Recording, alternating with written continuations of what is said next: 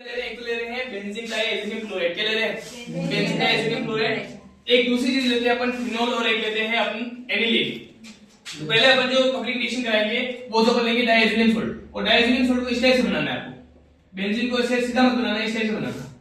अगर ये बना रहे, ये हो गया अपने पास बेंजीन, इसके साथ क्या होगा डाइएथेनियम सॉल्ट है, तो डाइएथेनियम सॉल्ट मतलब कि नाइट्रोजन और नाइट्रोजन आपस में जुड़े हुए हैं, प्लस ये किससे जुड़ा हुआ है आपस Cl के साथ जुड़ा हुआ है, यानी कि बेंजीन N2 और Cl, इसी को अपन क्या बोलते हैं बेंजीन डाइएथेनियम क्लोराइड।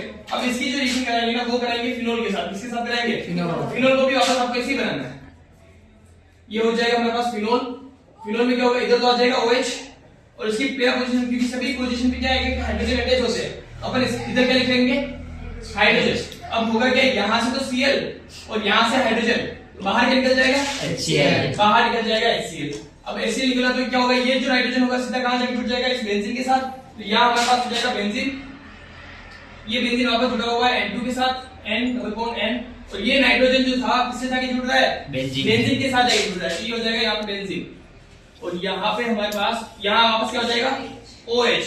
ये किस टाइप की किस टाइप का हमारे पास डाई बना, ऑरेंज डाई। जब अगर अपन ले रहे हैं डाइएथेनियम क्लोराइड, डाइएथेनियम सॉल्ट, और इसकी रिएक्शन करा रहे हैं फिनोल के साथ, तो हमारे पास प्रोडक्ट क्या बनता है ऑरेंज डाई बनती है। क्या बनती है ऑरेंज डाई।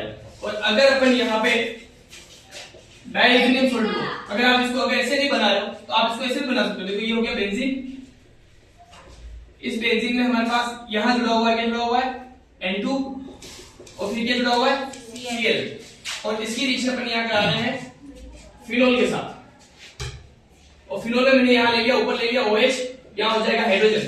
अब हो क्या रहा है, यहां से तो Cl बाहर निकलेगा और यहां से बाहर निकलेगा H, तो बाहर निकल गया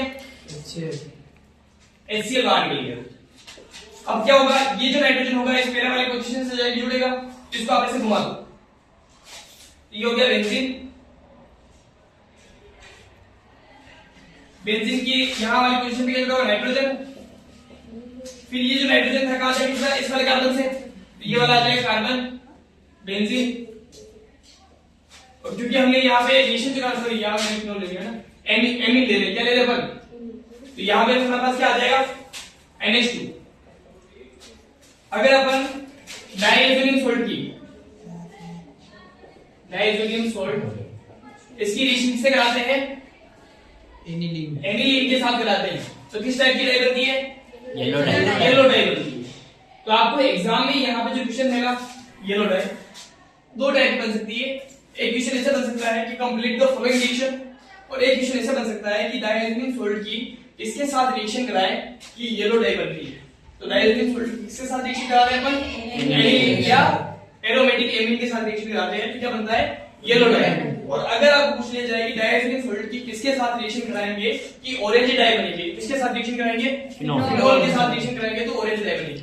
दोनों टाइप के आपके क्वेश्चन पूछे जा सकते हैं। तो ये तो होती है कंप्लीट रिएक्शन। अब इस चैप्टर में कौन कौन सी मेन रिएक्शन होगी, कौन कौन से क्वेश्चन होंगे वो आपको याद रखना है। फर्स्ट तो आपको याद रखना है कार्बन एमीन टेस्ट। क्या याद रखना है, कार्बन एमीन कौन देते हैं प्राइमरी एमीन देते हैं। कौन देते हैं प्राइमरी, बनाते क्या है आइसोसाइनेट बनाते हैं, कार्बन एमीन बनाते हैं जो कि फुल स्मेलिंग वाले होते हैं, दुर्गंध बनाते हैं। दूसरा इसके अंदर आपको याद रखना है गैब्रियल फिलामेंट सिंथेसिस रिएक्शन। अब गैब्रियल फिलामेंट सिंथेसिस में बनता क्या है हमारे पास प्राइमरी एमीन बनता है, लेकिन कौन सा एमीन बनता है एलिफेटिक बनता है या एरोमेटिक बनता है एलिफेटिक बनता है। एरोमेटिक क्यों नहीं बनाया जा सकता, तो एरोमेटिक इसलिए नहीं बनाया जा सकता क्योंकि जो एल्काइल हैलाइड होते हैं वो एरोमेटिक एल्काइल हैलाइड जो होंगे वो क्या होते हैं न्यूक्लियोफिलिक सब्स्टिट्यूशन रिएक्शन नहीं देते, जबकि एलिफेटिक जो होते हैं वो क्या कहते हैं न्यूक्लियोफिलिक सब्स्टिट्यूशन रिएक्शन देते हैं। इस वजह से हमारे पास एलिफेटिक तो बनता है और एरोमेटिक नहीं बनता। तीसरा आपको इसमें याद रखना है हाफमैन ब्रोमाइड रिएक्शन। कौन सी याद रखनी है हाफमैन ब्रोमाइड रिएक्शन में किस टाइप का एमीन बनता है प्राइमरी एमीन बनता है। एमाइड लेते हैं, ब्रोमीन लेते हैं और NOH के साथ रिएक्शन कराते हैं, तो हमारे पास प्राइमरी एमीन बन जाएगा। तीन तो ये हो गए।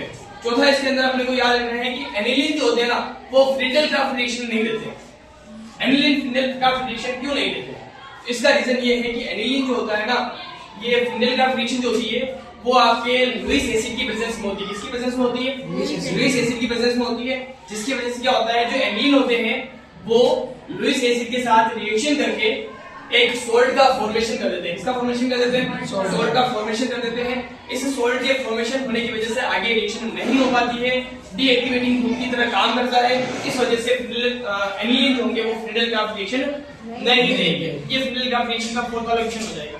फिर आपके अगला क्वेश्चन आता है जब अपन नाइट्रेशन रिएक्शन बुलाते हैं, एनिलीन की जब नाइट्रेशन रिएक्शन कराएंगे तो ऑर्थो और पैरा के अलावा मेटा पे भी प्रोडक्ट फॉर्म होते हैं। क्यों होते हैं?